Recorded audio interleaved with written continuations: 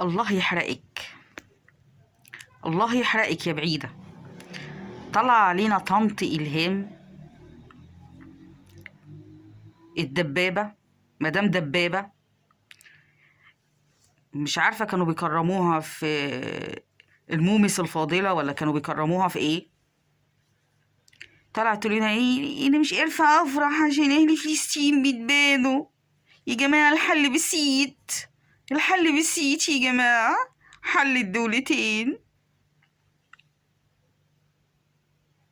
حل وسطك يا بعيدة، حل وسطك، حل قفاكي من وشك. انت مالك، انت مالك، انت ما تخليكي في المومس بتاعتك، ما تخليكي في الجوائز اللي بيدوها لك على الهجس والفجور بتاعك. انت بتتدخلي ليه في اللي مالكيش فيه؟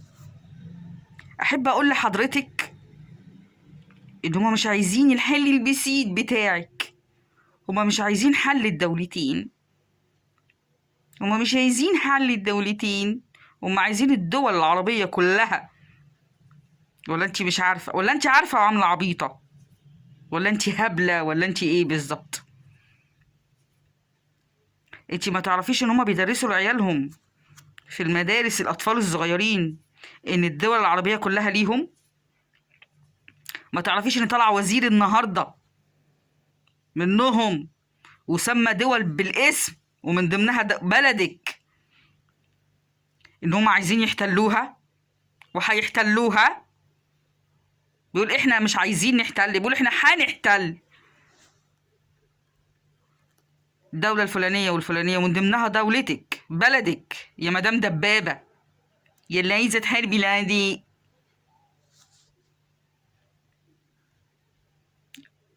مش كفاية تدخلك في الدين وهدم ثوابت الدين وهدم القيم والذوق والأخلاق وكل حاجة بت... كل حاجة داخلة فيها، انت كمان بتتدخلي في اللي مالكيش فيه. هو انت ما تعرفيش ان حل الدولتين ده كانوا عاملينه من 30 سنة ولا من أكتر؟ وهم اللي اعتادوا وهم اللي بنوا المستوطنات وهم عملوا كل الموبقات.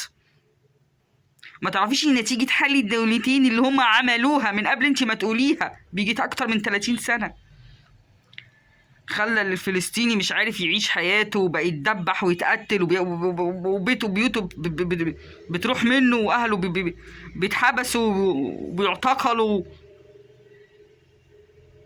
وعايشين تحت التهديد ليل ونهار، وكل شويه يقتلوا لهم نفرين ثلاثه، كل يوم من ثلاثه يقتلوا لهم نفرين ثلاثه كده على الماشي.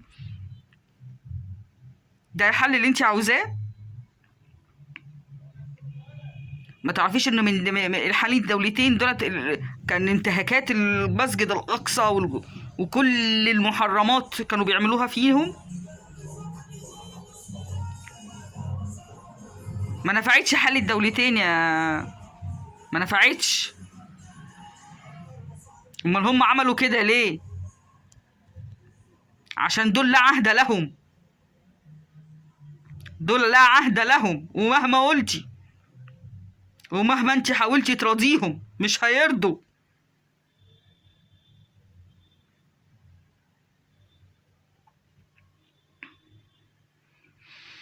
لا اله الا الله.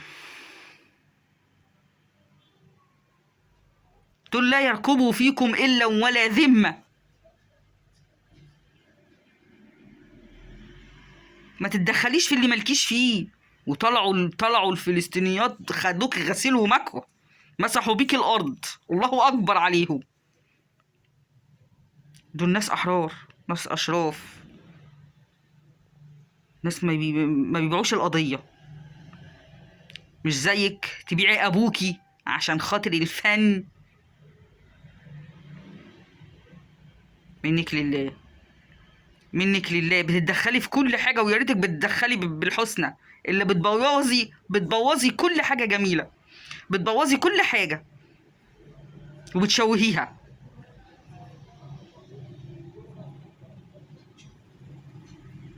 انتي ما تفتيش، ما تقوليش حاجه. انتي خليكي انت بصي، احنا نعرف عنك كل حاجه وحشه بتطلع منك، عقوق وبتعوقي، فجور وبتفجري، مشاهد خادشة وبتخدشي، كل حاجة وحشة احنا عارفينها منك. فما تتدخليش في اللي مالكيش فيه، ما تتدخليش. يعني مش كفاية انتي بتتدخلي في قرفانة احنا؟ لا ده انت كمان حدودك خرجت بره البلد، راحت لبلد تانية. الله ينتقم منك يا شيخة، ربنا ينتقم منك والله.